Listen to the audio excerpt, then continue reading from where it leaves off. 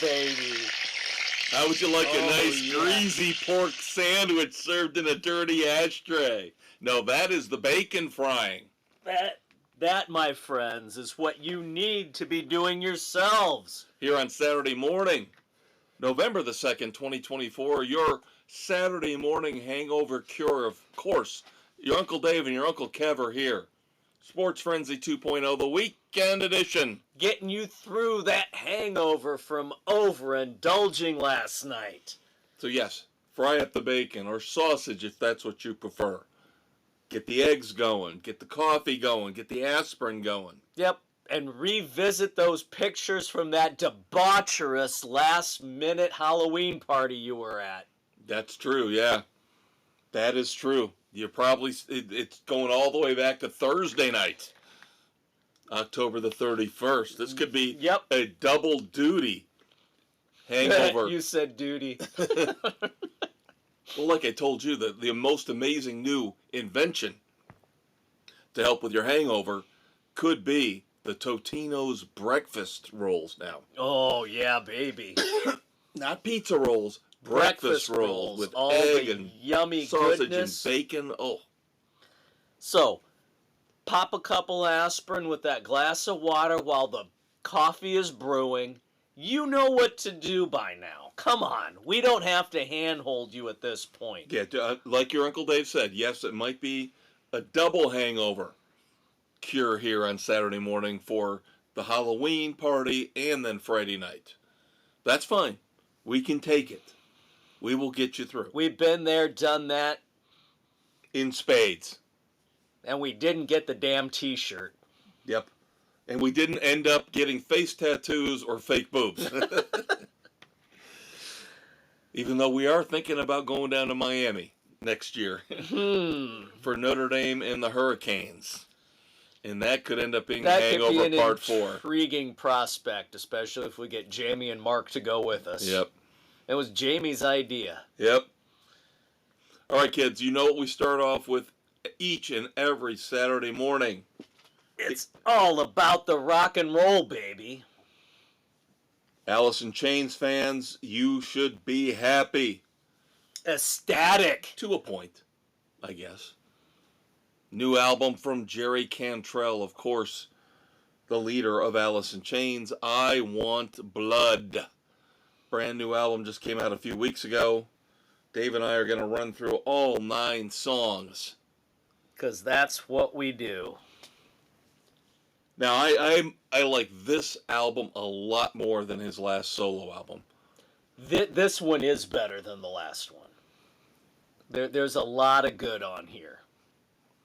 And the thing is, I don't want to go back to our tired old cliche-ridden discussion, but why not just do this album as an Alice in Chains album? Because it has Alice in Chains all over it. Most of these songs would be perfect in the group dynamic. They would. As we always say, whether it's Mark Knopfler or it's Sting, who you hate, Sebastian Bach, the group dynamic just forces people to perform better, to be better. You have the back and forth, the questioning. What? Why are you doing this when you could be doing that? You get more ideas. The more ideas, the better. As long as you can be mature adults, which of course, most of the time they can't be. But if you can be mature adults, discuss the differences, how to make things better, take ideas from this person and the other person. It all comes together beautifully. It usually ends up being music magic. It does. But yeah, this album just screams Alice in Chains. It does, all over the place. From the first track, Vilified. Very, very solid lead-off. Which, yeah, we reviewed months ago, yeah, but this... it is fantastic. It gets better every time you listen to it. But this is an Alice in Chains song. It is. Off the Rails is... It's decent. I'll say this, there's not a bad song on the album. It's just varying degrees of good.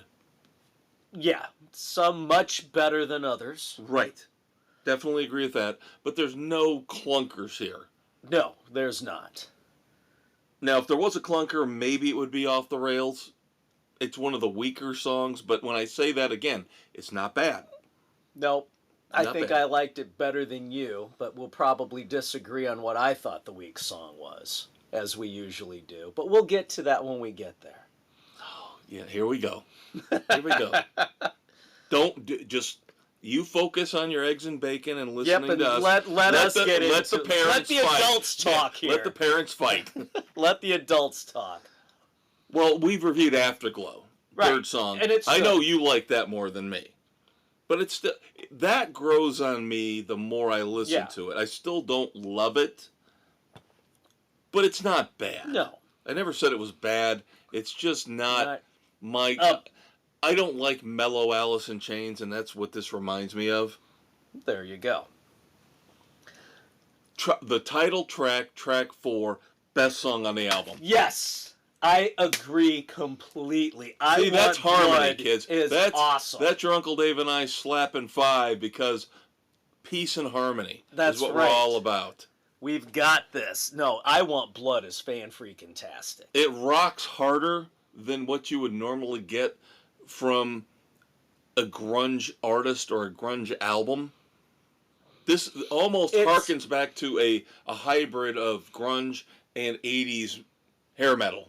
Yeah, it's almost that perfect amalgam of the two. Yes. Yep, and I can't believe he waited to make this the 3rd single off the album. I know, it's crazy. Yeah, I Want Blood is awesome. Awesome song. Very, very cool. Definitely one of my favorites, if not my favorite, on the album. Then we move on to Echoes of Laughter, which, It's all right. It had hints of Rooster a little bit in there. Don't degrade Rooster like that. I mean, it just kind of had that hearkening, like he went back to the well. Yeah, there are a couple songs on here where you get the bad Alice in Chains, the sludgy Alice in Chains, which I've never been a big fan of. Yeah. See, that's why I never liked their first album, Facelift. To me, that's too sludgy.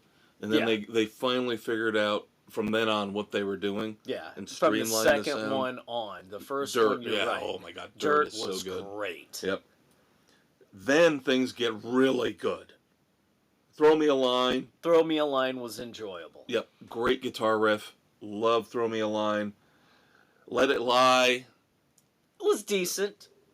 So I like that one more than you because this one sounded it was good. Like the vintage Alice in Chains sound. But it needed the rest of the band. Yeah, it did need the rest of the band. That's where it didn't have the extra push. Yep. Held Your Tongue was solid. Held Your Tongue I enjoyed a lot. Yes, very good. And then closing track is It Comes. Which I thought was the weakest on there.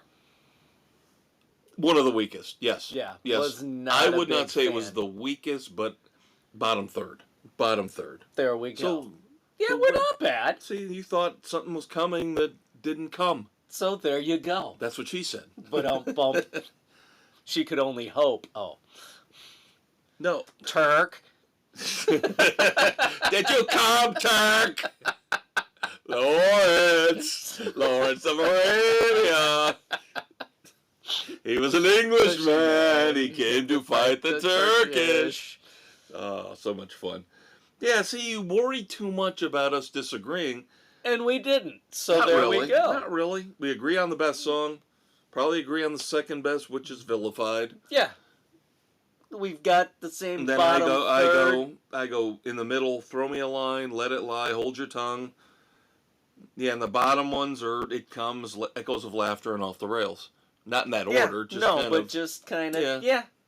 All right, but I'll give it a solid 3. Very solid 3. I Want Blood is a solid 3 if we can't get Alice in Chains. And the thing is, I know they're still together. They've got a festival date or two set up for 2025. Yeah. So I know they haven't split. They haven't broken up, even though Jerry Cantrell, He from what likes to do the solo bit. from what I've read in interviews, yeah, he's kind of leaning towards the solo stuff. He doesn't sound like he's real enthusiastic about getting back together with the boys, which I don't understand. That's what he needs. But Stop being one of these egomaniacal leads. But we recommend I Want Blood. Yes. Very, very solid. Very good solid, album. Enjoyable. And they are hard to come by. Yes, they are. We have been blessed with Miles Kennedy and Jerry Cantrell lately. And really... It's been a wasteland. Yeah. And we've only got a couple months left before we have to decide our top 5 albums and our top 5 songs of the year. God, do we have 5? And our top 5 concerts. Ooh, that could be tough. Yep.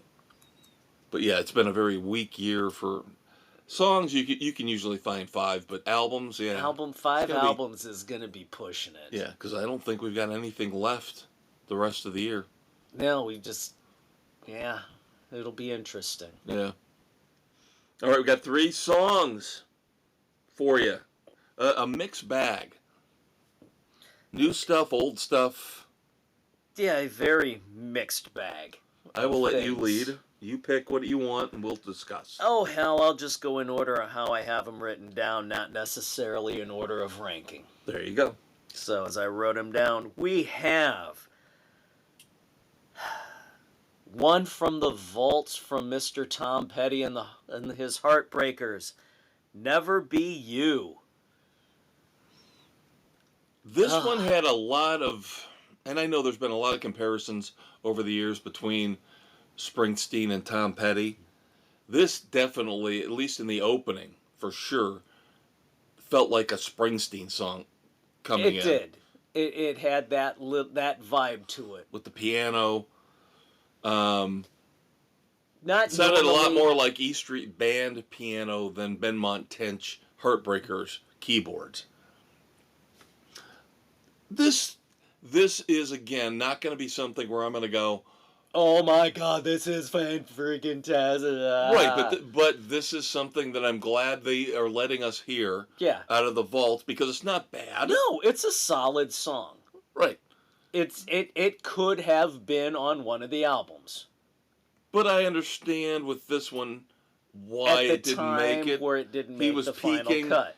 He was peaking. He was putting together albums left and right, as I used to do, kids, back in the 80s. Well, you used to get a new album every year, if not every other year. Right. So I can understand why they might have left Never Be You off Long After Dark. But I'm glad now we get to hear it, we get to revisit it, especially now that Tom Petty is gone. Yeah. Something new that we haven't heard before. I will give it... I'll give it a week 2.5. I'm going to give it a week 2.5, frenzies. I was trying to avoid the halves, as we've talked, but you can't always do it. Okay. But, well, then I'm going to have to go strong, too. Because then I want to go... We have to discuss this 2.5 thing. Yeah, because I'm with you. Because it's Are we right ever going to give there. anything a 2.5 again? We have to, because there are some that are right on the border where you can't completely knock it off kilter, but you can't give it the strongest of endorsement.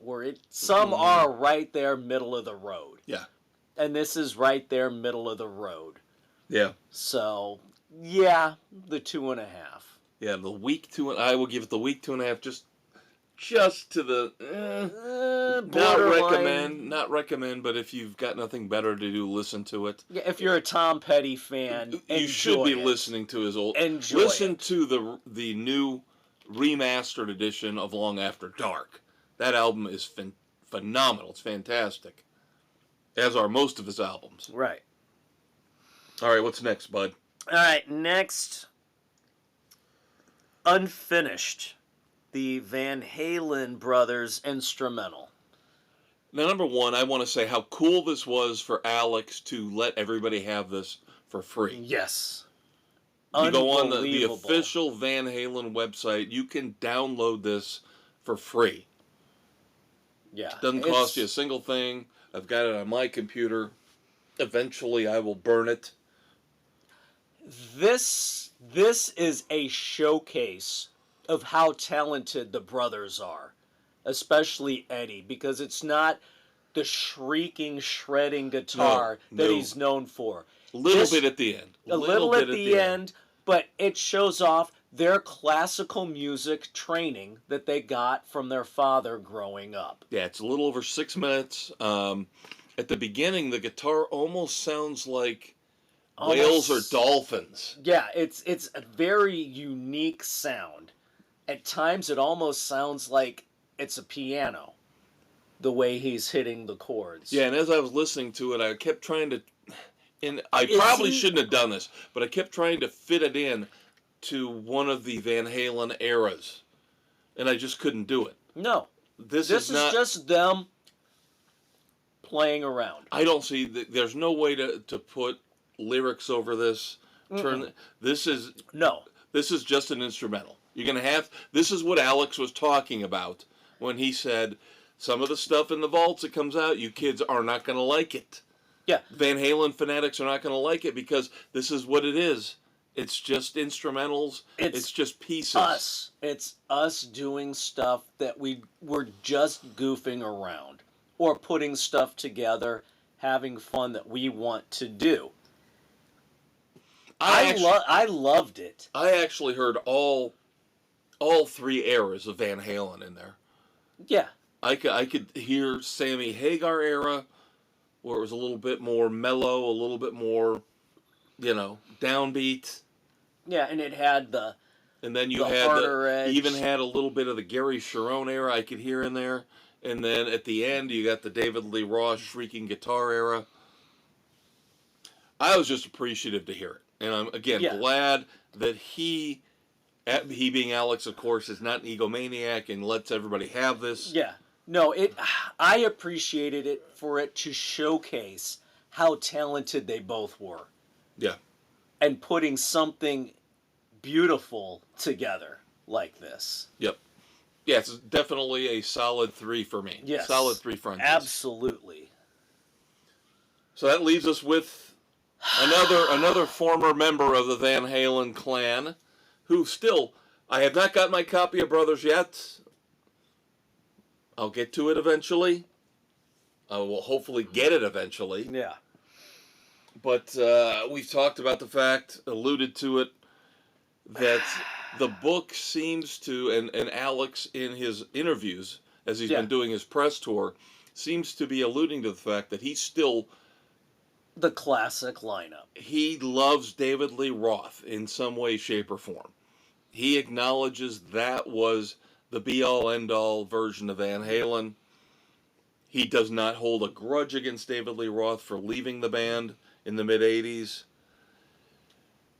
which I think is very mature on his part. Yes. I still wonder how he must hate Sammy. He's got to absolutely... He won't even talk about Sammy. Yeah. Wow, what dynamic, what happened there? Well, again, you read Sammy's book, Red, and he backtalks. He does. He'll compliment do a lot 1 minute, and then five pages later, he will contradict. Right. He'll say he was a scumbag. He was selfish. Oh, greatest man in the world. Greatest guy in the world. Yeah, he's... So Al probably got sick of that shit. Yeah. Sammy's self-serving. Yep. Yes, as Eddie said, Sammy is always going to be a solo act. Yeah. And also, another guy who was a solo act was the first lead singer. Yes, Mr. David Lee Roth. Who always likes to put out interesting new stuff every other week, it seems like. And Red Bull and Pop-Tarts is interesting. Yeah, it is. It's not bad. It's not good. Right. I'm a week 2 on this one. No, I'm with you on that. I think I'm with you on that. A week 2 sounds about right. It's a pass. Yeah. We'll take not abysmal, but just we hold Dave in higher regard, so we expect more from him. Yeah, and we didn't get it here. No. No, so there you go, kids. Jerry Cantrell, a definite recommend. As is Unfinished from Eddie and Alex Van Halen. Never Be You from Tom Petty for you die-hard fans. And I can't even say Red Bull and Pop-Tarts for the die-hard Van Halen, David Lee Roth fans. There's better stuff out there. Yeah. Better stuff out there. So there you go. All right, let's move on to TV and streaming. As Dave and I kind of are trying to play catch-up in a different schedule in different ways with all these shows. Yeah, we're kind of all over the place here. We're not in sync this week completely. Now, the 4 shows we are watching, somehow, some way, I caught up and got ahead of Dave on Tracker. So now I'm completely caught up on Tracker where he's 1 behind. Yeah. Despite the fact that he had watched the entire first season before he even started the show. Now, in episode 2, we get the return of Russell. Yep. Jensen Ackles. Baby doesn't drive on gravel. Boy, I'd love to get behind the wheel of this. Not a chance. Great, great show. Oh, God. This just, again, I know I've said this the last month. It shocks me that a show this good is on network TV. I know, If they let the guys drop an F-bomb every once in a while, this would be on Prime Video or Netflix or something like that. Yeah. It's not your typical PC show. Nope. You have guns, you have violence, you have blood and fighting and hot chicks and guns and fire trucks. But yeah, very, very enjoyable. Now, episode 1. The interesting thing about the first 3 episodes, I will not spoil episode 3 for Dave, but so episode 1, we get a different side of Coulter Shaw's past. Yep, the one case he was not yet able to solve. Right. Then in episode 2, we get Russell, his brother, coming back in. And then episode 3, once again, goes back to not Russell, but another person from season 1 who he can't seem to get out of his life. Is that because he doesn't want that person out of his life? Is there a connection there? See, that's the whole thing. Know. The pattern you're seeing in season 2 through all 3 episodes is these connections. Coulter Shaw, as Renee said in season 1, many times, is a lone wolf. Lone wolf's gonna lone wolf. Right. But now we're seeing... Is he really a lone wolf? Right, but now we're seeing in all these first 3 episodes of season 2 are the connections that he has to different people. Family, lovers, ex-partners, and the cases that would... So, I love where they're going with this. I'm hoping they don't fuck it up. I know. Episode 2, I was getting a little worried because of the whole alien stuff and the UFO stuff, and they still never closed the book on that. Right, and we explained don't know for sure what it was. Right. So, we had a little bit of an X-Files vibe to it, and I was like, oh boy, do we really want to go down this road? There's an open end to the story that I think may appear later on. But believe me, it's good. If you hold disdain for network shows like I do, this is the one show you need to watch, especially if you're a fan of Reacher or Bosch or any of those great procedurals that are out there on streaming. Or the procedurals of the past. Right, the 70s and the 80s, like we've always said. This is like a Starsky and Hutch, a Mannix, a Beretta, even a Miami Vice to a certain extent. So it's just damn good. Yep. And in 2, he did take the envelope. Yeah, and I told you, initially, when I started watching this, I said that's my breaking point. Is if he doesn't That's when it's going to jump the shark. Is that when he starts doing shit for free out of the kindness of his heart? Then it's not Coulter Shaw. Yeah, no, he is in it that's how he makes his living. He will follow through to the bitter end on the job, and will not accept payment until the job is done. Right. But that envelope better be there at the end. Yep. Then we got the Penguin. Dave's ahead of me on the Penguin. I am through episode 5, slightly into episode 6. I'm through 6. It's 5 was much better than we had the previous 2. 6 decent, but frickin' Sophia. Yeah, they're just focusing way too much on Sophia Falcone. And the thing that's blowing my mind is I will on occasion delve into IMDb to read some reviews or to see the ratings on things, especially before I've seen something, to know if I see something is in the 5s or lower, it's probably trash. Right. Penguin is almost at a 9. I don't know if I would go that high. That's ridiculous. I mean, I have never seen anything with the ratings that the Penguin has.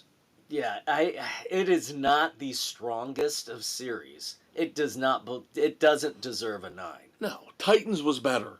Doom Patrol was better. Yes, I agree wholeheartedly. But it's okay. We will eventually get caught up here.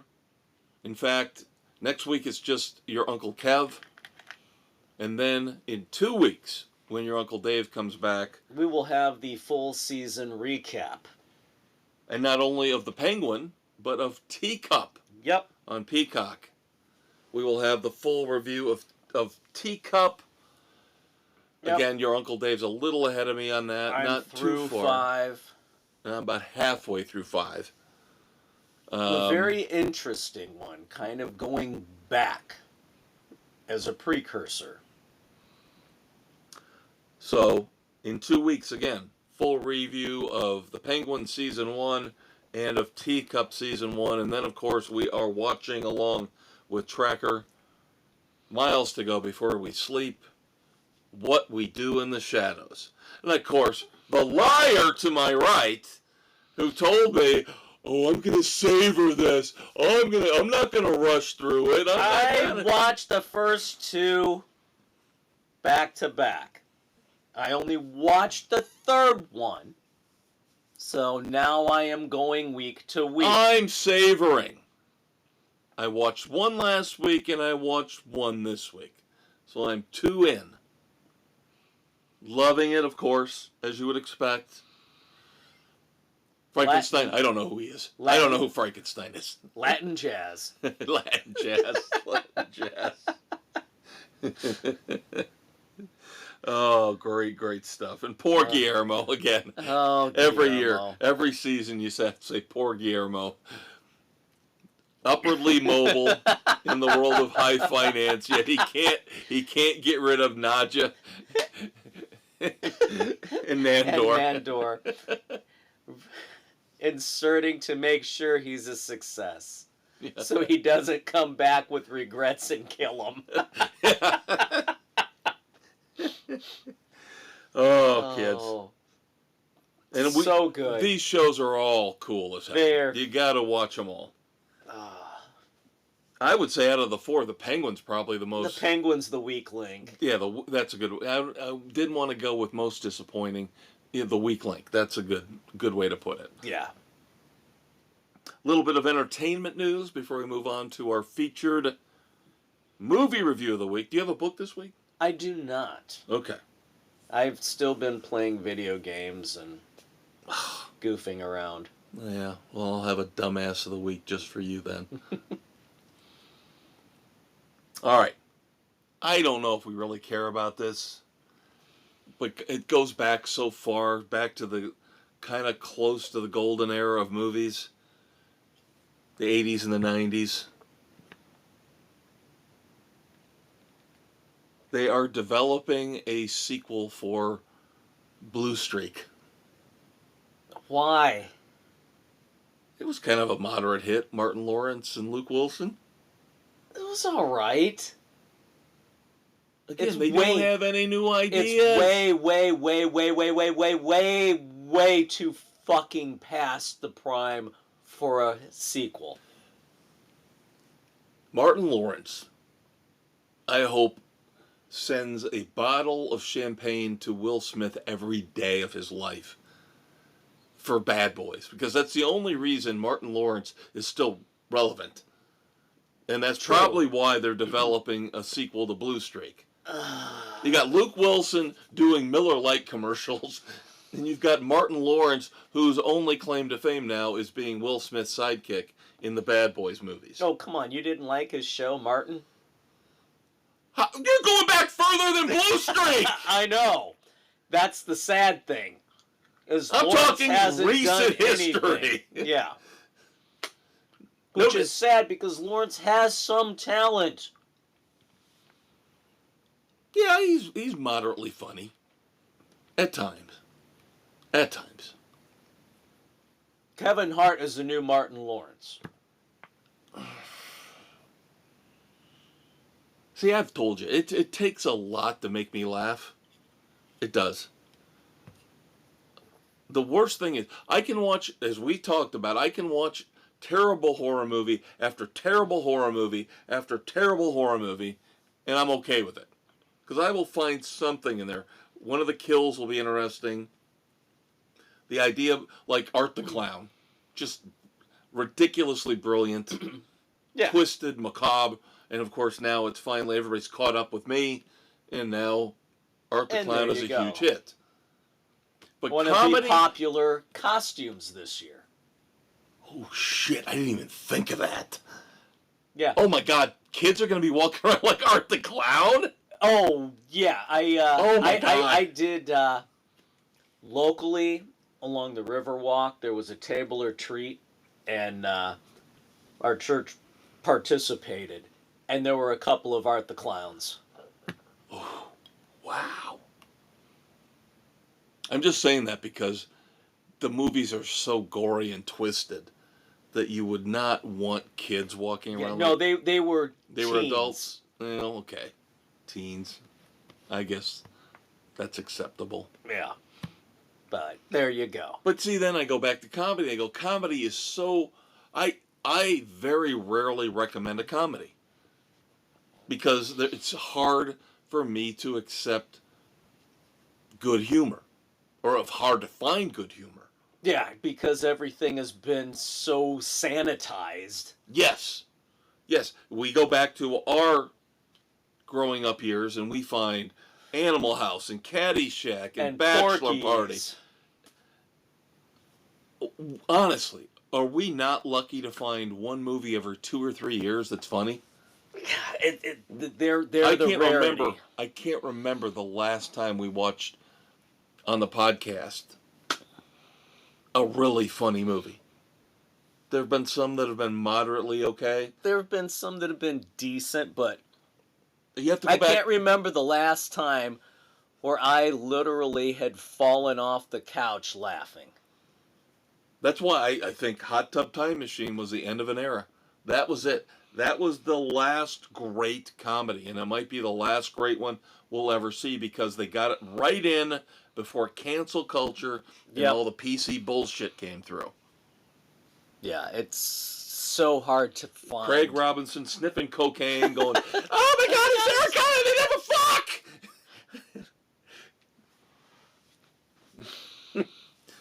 Great. Now, Oh, come on! When's he gonna lose his arm? John Cusack with a fork in his head. Come on. That movie, the greatness of that movie is because it's a throwback to the older era. Yes. That would have fit in perfectly in the early 80s. But that's the whole point of the movie. Right. They go back to the early 80s. Yes. Well, mid Right. 86. Winterfest with poison. Yes. If you guys have never watched Hot Tub Time Machine, shame on you. shame on you. That's a 4. You can avoid 2. You can avoid 2. Avoid 2, but Hot Tub Time Machine, the original, is a 4 Frenzy movie. Yes. One of the greatest comedies ever made. And this year we were fortunate enough to see another one, which, dare I say, one of the greatest movies ever made. And it's coming to Disney Plus. Oh my God. I can't believe I'm saying that. Coming to Disney Plus on November the 12th. Deadpool and Wolverine. Oh. Now, of course, Dave and I have discussed this. I can't remember if we talked to you kids about it out there in podcast land. Be very careful about, now the DVD is out, the Blu-ray is out. But keep in mind that they're probably going to screw you. And next year they're going to put out the uncut edition. Right, where you're going to have the extra scenes, the deleted scenes, the outtakes. That's the one you want. That seems to be the complaint I've been seeing on the internet. Is that, yeah, everybody thinks, rush out and buy it. It's a great movie. It's the greatest movie of 2024. Wait for it. The Rat is screwing you on this. Yes. They did this with X-Men when they first took over Fox years ago. Days of Future Past. You just The greatest X-Men movie, arguably one of the top 3 Marvel movies ever. And then, of course, they came out a year later with the Rogue Edition. Yeah, which had everything you expected with the first one. That pissed me off beyond all belief. So wait. Show some patience. Don't give the Rat any more money than you have to. If you cannot wait, get a 1-month trial of Disney Plus, watch it, cancel, and move on. And then wait. Then finally, in news, I love David Fincher. I think David Fincher is one of the greatest directors out there. Started off, of course, with Alien 3, Fight Club. He's a genius. He's very, very good. David Fincher is supposedly working on, now we know Squid Game 2 is coming here at the end of the year on Netflix. He's supposedly working on, I don't know, a sequel series, a follow-up series based in the U.S. Like Squid Game running in the U.S. But if there's one guy who could do it, it's him. Yeah, but I just, again, not original. Well, here's the thing with Squid Game. We shouldn't be getting a second one. That should be a one and done. That's a one-off. You're going to screw up something that was brilliant. Yeah. You cannot go back to the well on that. I didn't watch it. Now, you watched it before me. It took me a little time to get in and say, okay, I'll give it a shot. And then I got sucked in. And I loved it. But it never struck me as something that needed a follow-up or a sequel. No, it happened. What can you follow up on? But again, they are going to find a way to make as much money off it as possible, suck the life out of it, suck all the creative juices out of it, yep, and ruin it.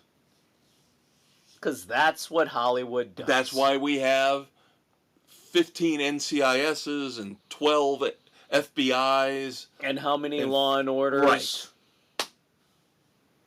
It's a combination of... And CSIs. It's a combination of make as much money as we can. As quickly as we can. And have no new ideas.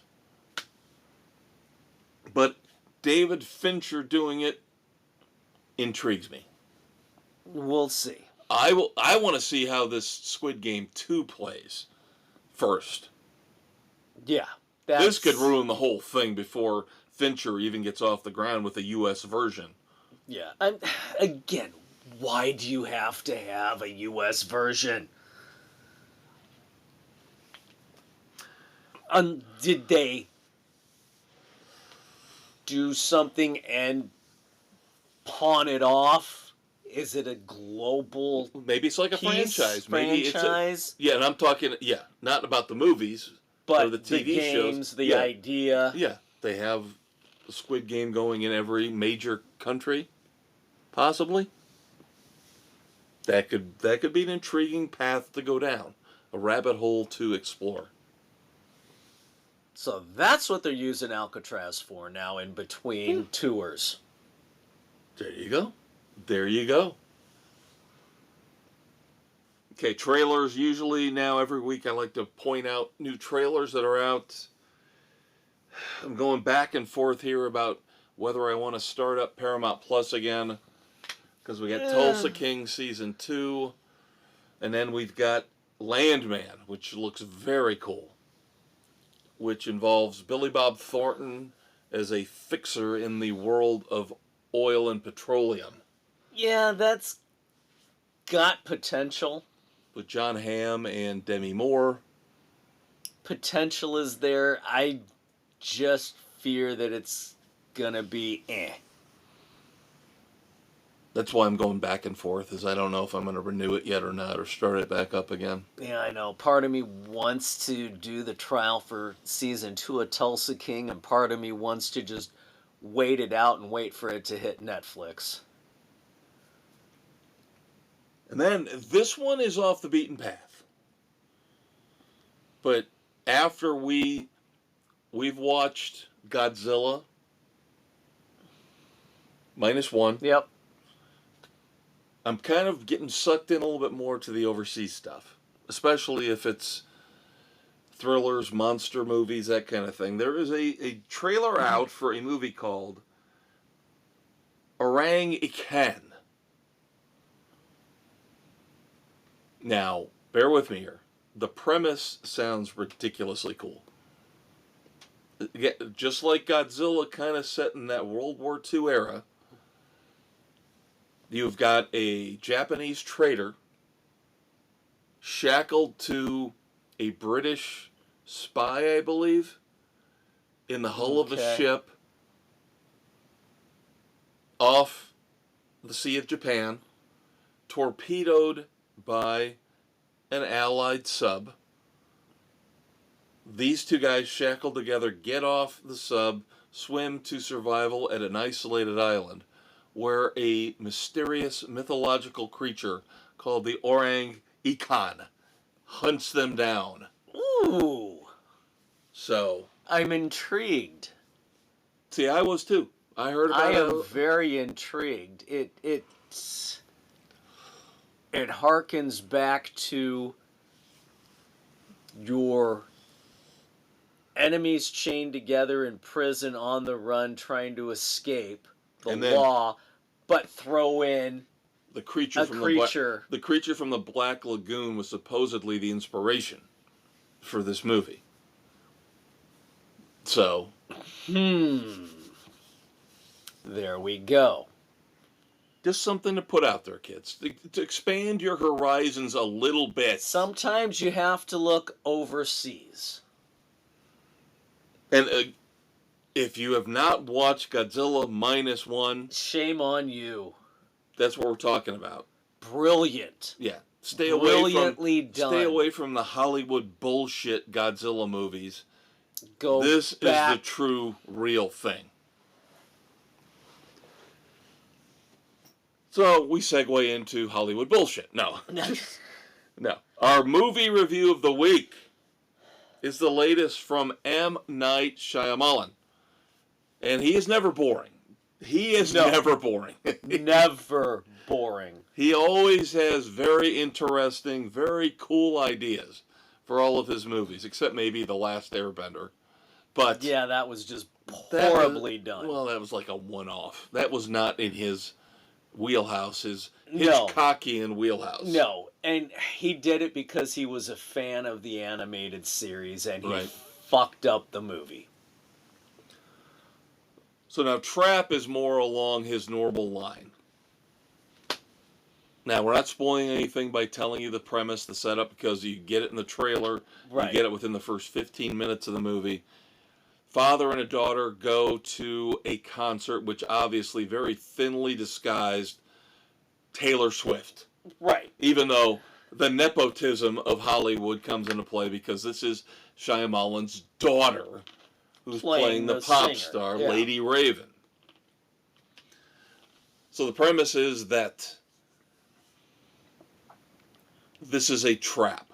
The entire concert is a trap to catch the Butcher, a serial killer called the Butcher, who has been terrorizing Philadelphia, New Jersey for 7 years. Now, is the father the serial killer? What's going on? I will give them credit for this. When I saw the previews, I didn't know how they were going to be able to stretch this out into a full-length movie. Right. And so the concert only takes up half of the movie. Right. And very well done. The constant looking for an exit Josh strategy. Hartnett, I know he's not going to get an Oscar, but he just eats it up. He says, I'm going to ham this sucker up.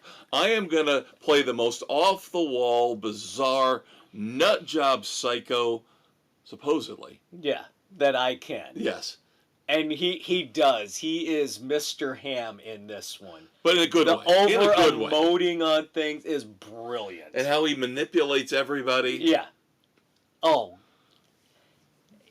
He does a really damn good job. Yep.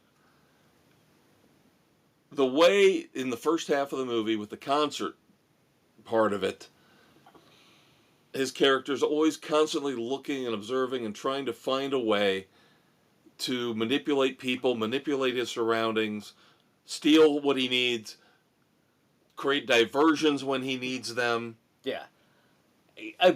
In some brilliant ways. Yes. Then once they leave the concert, then things kind of bog down a little bit, and then it becomes a cat and mouse game. And I won't tell you any more than that because that would give away too much of the plot. Yeah, but it's through the concert part, trying to getting out, brilliantly done. And then it kind of weakens out. Yes, there are a lot of plot holes in the second half of the movie. Yeah, way too many. But I still think it's watching. fun. It's fun to watch. It's worth a watch. It's good. It's an over-the-top, wild ride. Yeah. And like you said, there are issues in the second half. I can give it I can go with 3. That's where I'm going, yeah. I'll give it a solid 3. Yeah, solid 3. Can't just go because any it's high. fun. It's fun. Again, I got to give Josh Hartnett so much credit for just he's like, I am not Hannibal Lecter, but God damn it, I'm going to make this character my own. Yeah. And just make him the most bizarre, twitchy. Being the loving father, but yet a nut job at the same time. So yeah, I think 3 is a very good rating for this. Yeah. It's worth a watch. I will always praise M Night Shyamalan because his movies can be hit and miss, some better than others, but there's always interesting stuff in there. Yeah, he does some cool things. Even with his worst movies like The Lady in the Water, still, like a real-life mermaid. Now, it didn't really lead to much. Yeah. But still an interesting premise. Knock at the Cabin. He should have stayed away from because it's based on a book. He needs to do original stuff. I still love the idea of the 4 Horsemen of the Apocalypse. Yeah, but... Sorry, if you haven't watched it by now, it's been over a year. Spoilers don't count anymore. But, see, now I always thought The Sixth Sense was overrated. That's the one everybody loved. Slow. Because the thing was, that was his first one. Right. And he caught everybody off guard. And you like Signs more than I did. Yeah. I liked The Village more than you did. Yeah. The Happening was trash. Happening was... But Split was really good. Unbreakable was phenomenal. Unbreakable was great. So I still have to watch Glass. God, cannot believe I haven't know. watched Glass yet. But The Visit, phenomenal. So he's There's hit and miss, enough but good stuff. there's always something interesting in the catalog, the canon of M Night Shyamalan. So this is another worthy entrant. Yep, definitely. Yep. It's a fun ride. I will say this: you don't necessarily get a twist per se. But you don't have a full resolution either. There you go. Well said. All right, we have a lot of moments of silence to get through real quick here.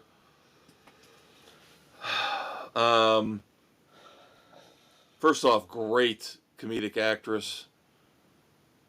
Didn't get her credit, didn't get her due because she's been out of the limelight for so long. But I was very happy to see David. Roll in the hay. I was so happy to see David Letterman, one of the first guys to jump out there and say, "We will miss Terry Garr." Terry Garr was brilliant. A great comic actress. If you didn't know better, you would almost say that was Lisa Kudrow's mother. Oh, I know. Those two. She was Lisa Kudrow before Lisa Kudrow. Yes, yeah. From Young Frankenstein to Tootsie. Mr. Mom, she was just brilliant. Yeah, Michael Keaton, even though he's been kind of an asshat lately, had a great post about it saying, "I dreaded this day. I knew it was coming, and now that it's here, Yeah. thoughts and prayers." But yeah, I dreaded this day. I knew it was coming. Yeah, because she's been suffering from MS and battling for a long time. Well, then, if you're a hippy-dippy music fan, you've lost another member of the Grateful Dead. Meh. I hate that. Because that's what David Crosby said about Eddie Van Halen. I know. Oh. Grr. Phil Lesh, bass player for the Grateful Dead, has passed Not away. our thing, but you gotta respect them for as long as they've played and the following that they got. And I always say that. I always say we will be very opinionated about who we like and who we don't like in any realm of pop culture, whether it's movies, music, TV. Some we will have respect for, like here. Sometimes we will have zero. Right. But we're not going to deny the fact that the Grateful Dead were influential.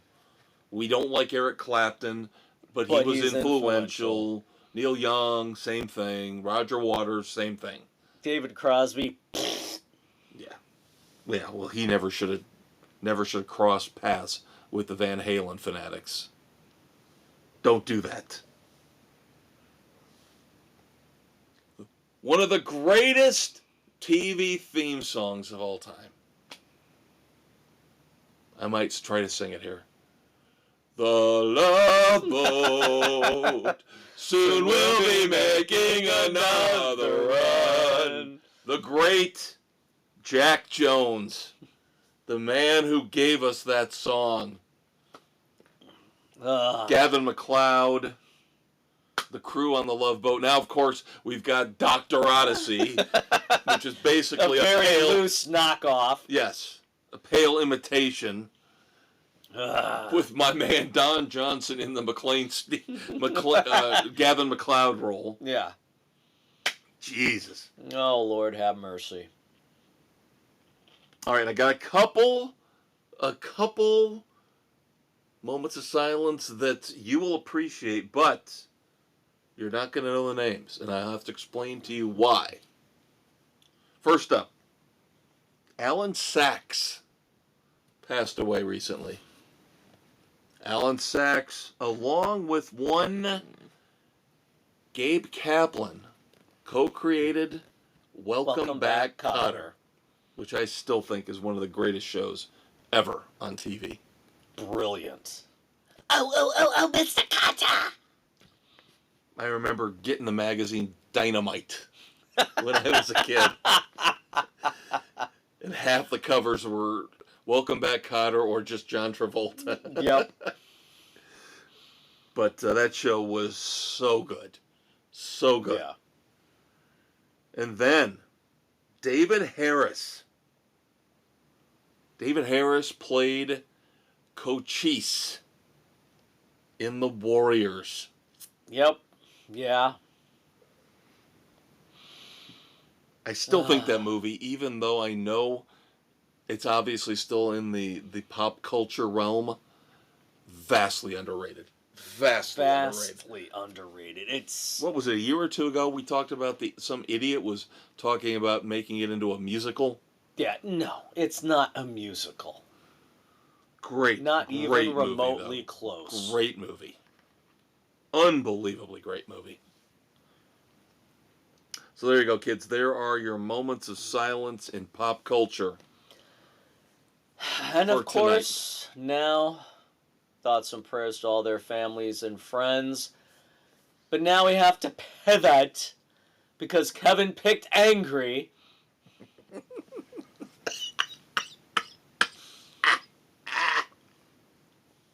Not 1, not 2, not 3, not 4, not 5, not 6, not 7, but 8 potential dumbasses of the week. But we're gonna play this one fast and loose. We're just gonna kind of because Yes, no, yes, no, no, no, yes. All right, we'll start off with nepotism. Nepotism gone wrong in Hollywood. As it always does. Tell me if you've heard this one before. Yeah. Tina Romero. You can judge probably by the last name. Caesar's granddaughter. Oh, God, Dave. Oh, God.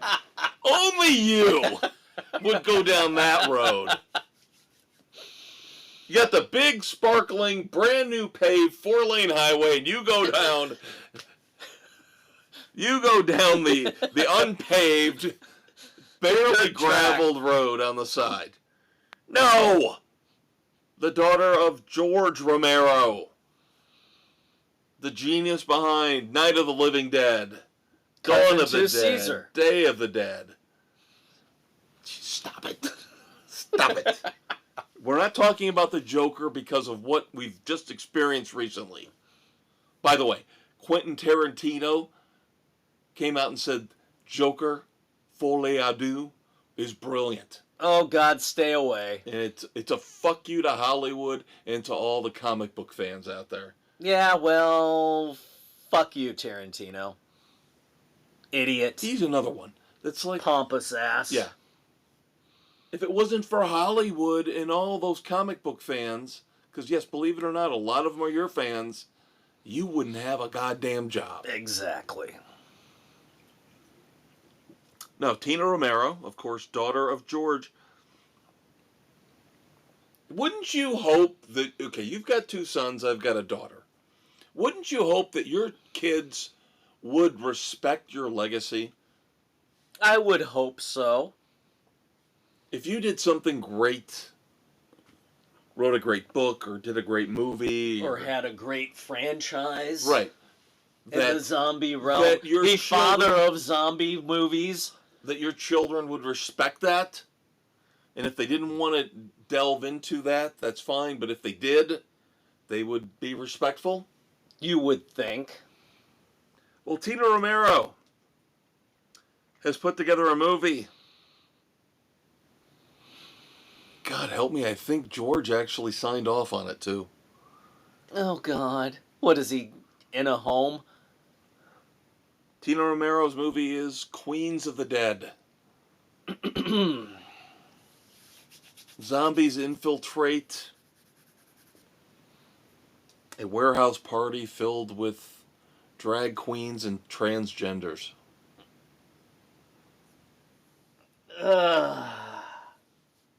Of course she did. Next. This one's pretty straightforward. Neiman Marcus. Shame on Neiman Marcus. Since 1926, the retailer has put out the Christmas book. Their big catalog, kind of like Yeah. Sears and Roebuck's. Nope, can't do it anymore. This year, it's the holiday book.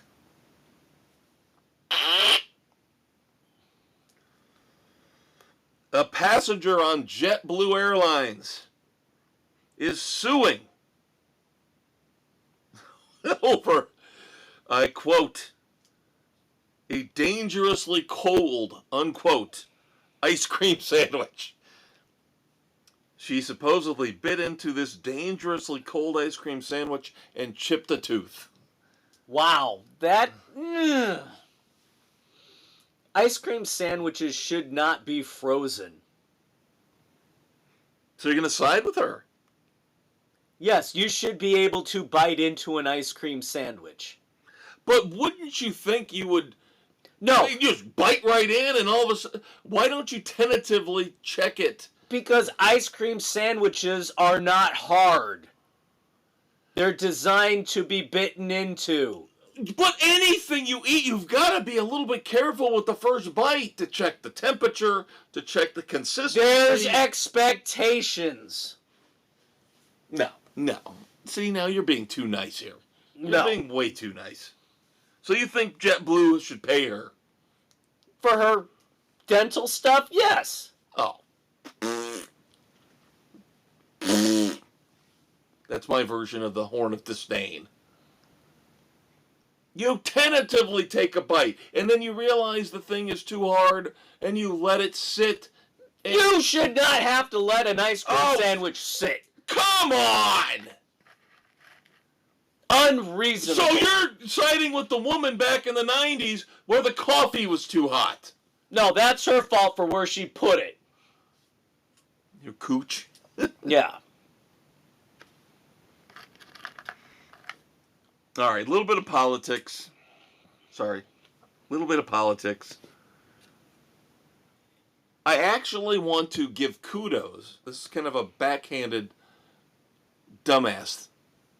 Give kudos to the Washington Post and the LA Times for having the guts, the owners, for having the guts to say this year, we're not endorsing anybody for president. Good for them.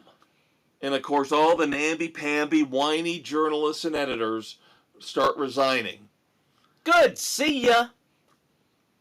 When did it become required that, because they would have quit if they'd endorsed Trump. That's obvious. Newspaper. So they're mad. They're mad Journalists because should not be endorsing anybody. they're supposed to be unbiased. Exactly. So, fuck all you journalists. Well, that's the thing. They are mad because they didn't endorse Kamala Harris. It's They not that shouldn't didn't- endorse it's not that anybody. they didn't endorse a candidate. It's they didn't endorse Kamala Harris. Newspapers should not endorse anybody. The worst thing that ever happened to newspapers was the op-ed section. Ugh. Horrible. Because everything is op-ed. Okay, so now you disagreed with me on a dumbass in the sports edition earlier this week. And now you've disagreed with me about the ice cream sandwich on the JetBlue flight. So we're going to go revisit the Sports Frenzy one from earlier, the sports one. Because that was, as you recall, one Tim Walz, who you said it's okay for him to rip into the Bears. Everybody gets to rip into the Bears. They're fair game. Okay, let's see how you feel about him now. Because you think he's such a great man. And I never said that. Now you're putting words in my mouth. all right, you never said Jackass. you never said he was a great man. I But said you the defended Bears, him. I said You the defended Bears him. were fair game to anybody That you to make fun defended of. him, right? On that regard, yes. Okay. Let's see if you defend him on this. What do you and I normally do? Now, you, of course, you have 15 different chores you have to do every day. because you're a kept man. But on Sundays, at this time of year, what do most men do?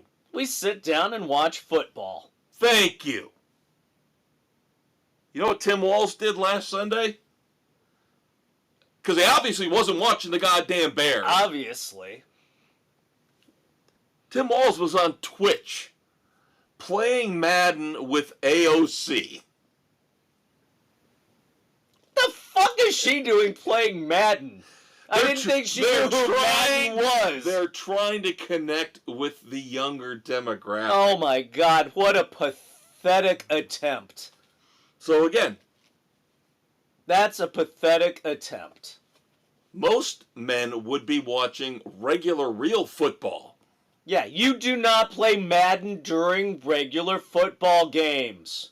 You go play Madden Wednesdays, Tuesdays. Tuesdays, Wednesdays, Fridays. Yes.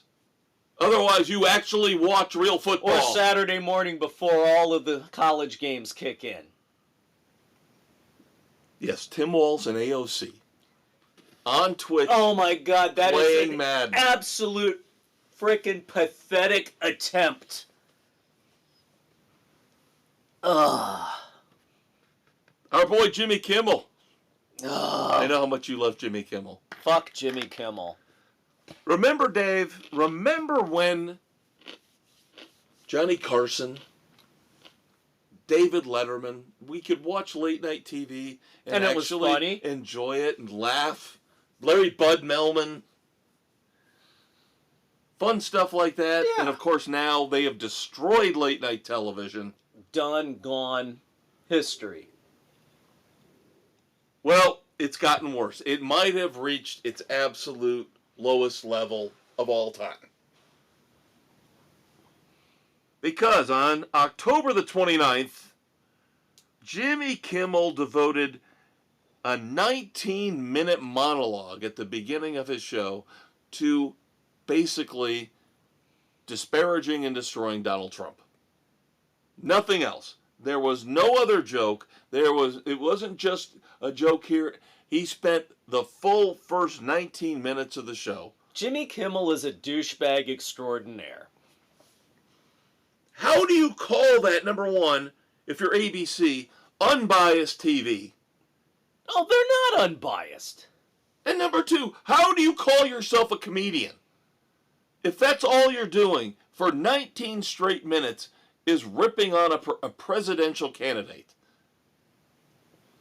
He's an idiot. He's not funny. He's on the plane of doom, and I will make sure that his in-flight snack has rat poison in it. No, I thought you were going to say that it was a frozen solid ice cream sandwich.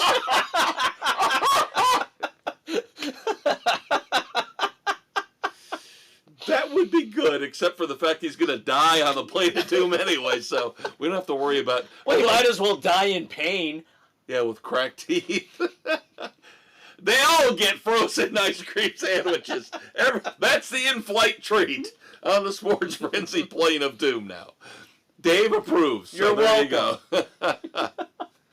See, we tie it all together. Yep. Oh, God, I love this guy, but I think he has gone off the rails. Another Hollywood idiot. Will Ferrell. Oh, Will. The last few years, something is wrong with him. I mean, he's got this show, was it on Netflix or Prime, where he's on the road trip with his trans buddy. But now, let me ask you this. And of course, this involves...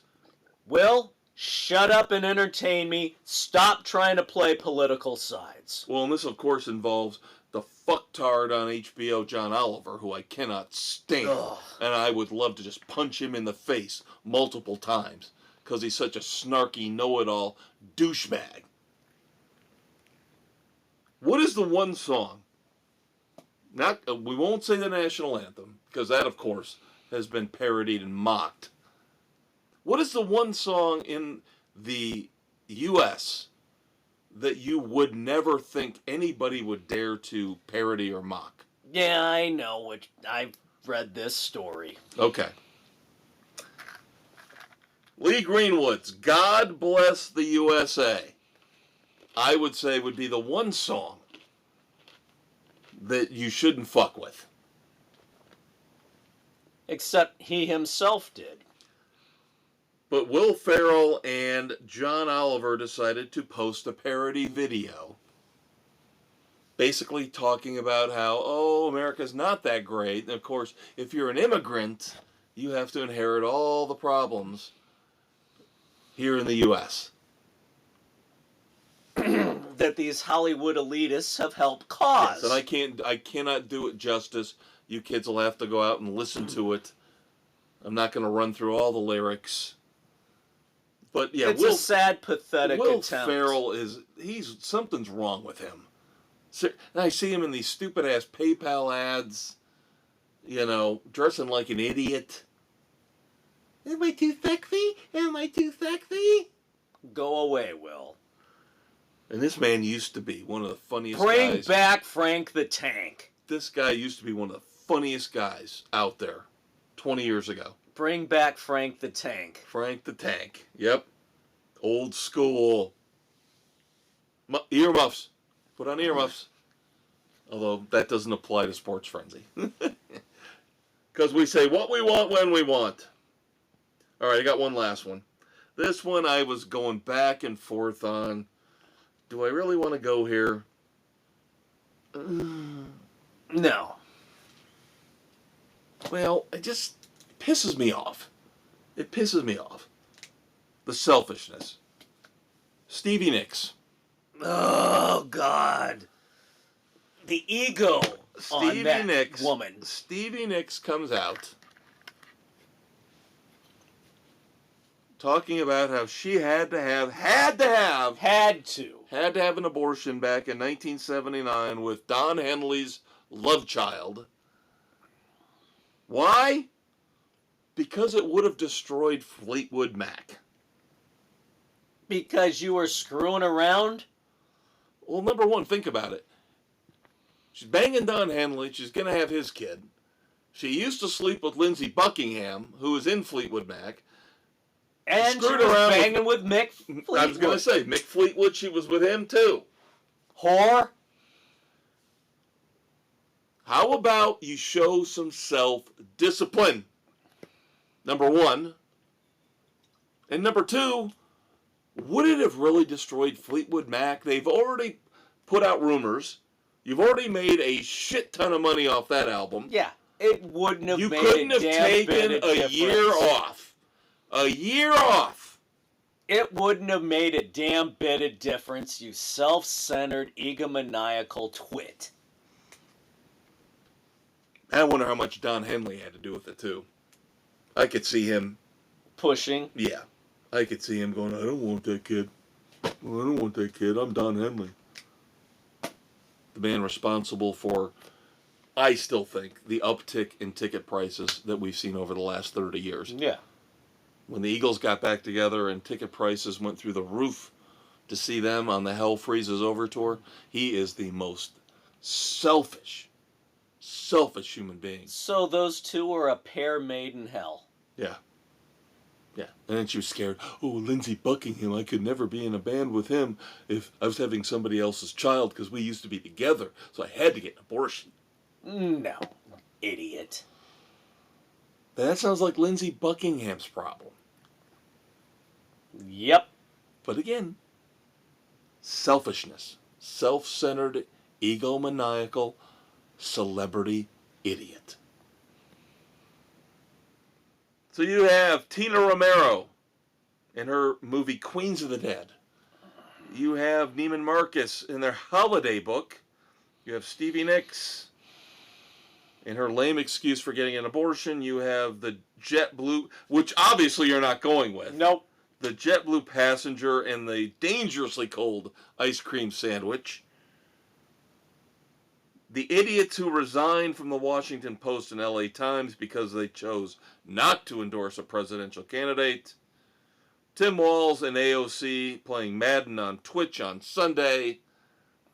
Will Ferrell and John Oliver mocking God Bless the USA. And Jimmy Kimmel spending 19 minutes on his show the other night bashing Donald Trump. God, so many choices, so many choices. God, it's between Walls and AOC and the fucking journalists.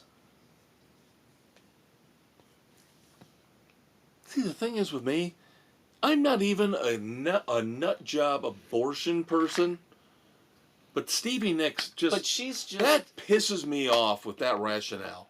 That just pisses me off. And you know what I started thinking about? I was going to bring this up. I started thinking about all these legal cases where, let's say you've got a 2-year-old who gets killed in a car accident.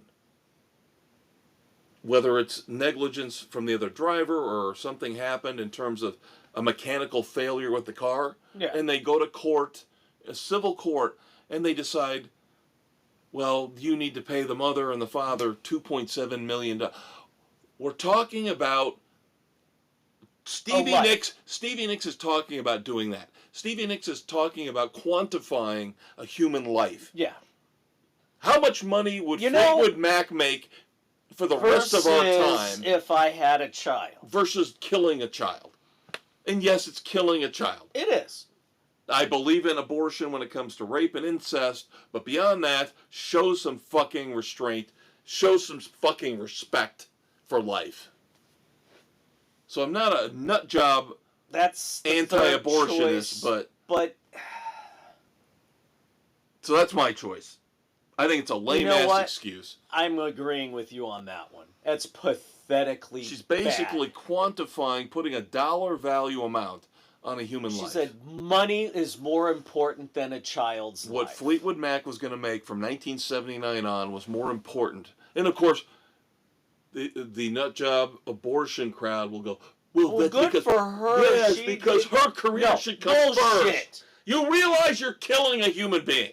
You can't have... And these are the same people who will say, oh, well, if a mother was abused and beaten or shot or whatever, then the person should be held accountable for the death of the baby. You can't have it both fucking ways, you assholes. Life is life. Murder is murder. Thank God this will all be done next week. Thank God. And we can go back to just finding the typical celebrity dumbasses doing drugs. Stupid shit. Yeah, the typical stupid shit they do. Shut up and entertain me. Of course, depending on who wins next Tuesday. It doesn't matter who wins. The shit is going to be the shit regardless. Yeah, I'm going to make sure I've got more than enough food to get me through that entire week. And we have to go venture out for a concert the next day.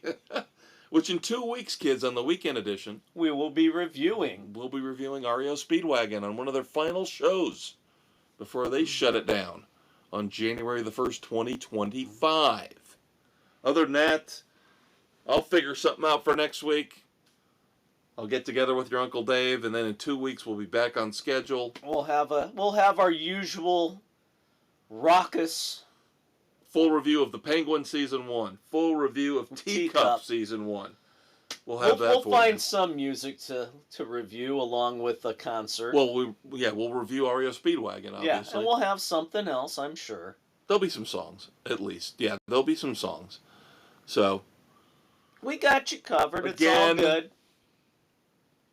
I'm not apologizing, but the last few weeks with the political stuff, it brings out the worst in our society. And it just seems like people are getting dumber and dumber and dumber by the day. Everybody's so fucking polarized, they cannot come to a middle ground on anything. And when the media drives the worst possible fucking scenarios down your throat, you don't want to deal with. Which is what I went off on last week. And wrapping it up we'll wrap it up here. One final thing, though. We got Whoopi Goldberg on The View. We've got Joy Behar on The View. Now we've got the third idiot. What's her name? Sunny Hostin? Yeah, she's now on the plane of doom. Yeah, who came out and said, was that comedian with the Trump rally stupid? Yes. He never should have made the joke about Puerto Rico. Bad. But leave it to the dipshit liberal nut jobs on The View and Sunny Hostin to, again, imply what I said last week. We know how to take out the trash, and that's you, Trump. Uh-huh. Yeah, isn't that a threat against a politician which should automatically put them behind bars? I have heard many times in books and shows and movies, taking out the trash means bye-bye. Yep. Literally, bye-bye. And with them, we know that's what they mean. Yes. He's your Uncle Dave. He's your Uncle Kev. You'll miss him next week. I know you will. I will. Even though I still see him next week. But for different reasons. Concert, baby. Yep. But in 2 weeks, we'll be back together. Next week, you just got to deal with your Uncle Kev. But until then, say goodnight to the kids, Dave. Good night to the kids, Dave.